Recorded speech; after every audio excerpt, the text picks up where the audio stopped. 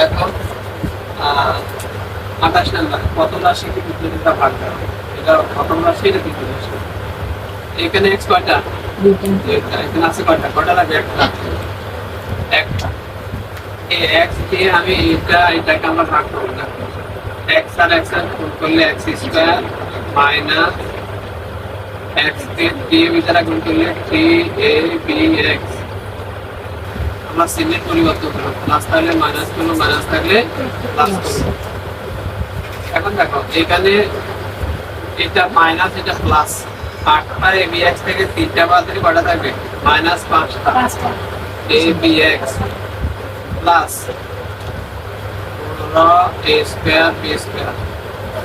খেয়াল করো এখানে x আছে, এখানে x আছে, কিন্তু এখানে কি নাই?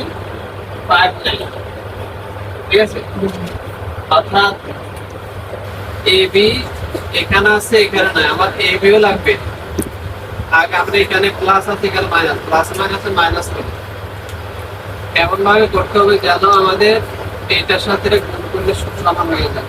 তাহলে দেখো এরকম বিধি মনে করো 5ab দিয়ে আমরা x কে গুণ করি, x কে গুণ করলে কত হবে? অর্থাৎ x এর সাথে 5abx। ঠিক আছে, এরকম এর কত লাগবে? 5 দিনে হয়ে যাবে, তাই তো? 5ab দিলে হবে, 5ab দিলে হয়ে যাবে। তাহলে প্লাসে মাইনাসে মাইনাস 5ab। এক্সটা কেন দিলাম না? এক্স এখানে আছে, এখানে আছে, তাই তো লাগবে না। এখানে 5ab আছে, তাই আমার এখানে নাই, সেটা আমার লাগবে 5ab। এখন 5ab দিয়ে আমি এটাকে গুণ করে নাও। দেখো 5ab কে x দ্বারা গুণ করলে দেখো মাইনাসে প্লাসে মাইনাস 5abx, এই মাইনাসে মাইনাসে প্লাস, এই বাসা 15, a আর a গুণ করলে a স্কয়ার, b আর b গুণ করলে b স্কয়ার। এটা প্লাস করো, এটা মাইনাস করো, কাটাকাটি দিলে 0 আসবে। সুতরাং লিখবো নির্ণেয় ভাগফল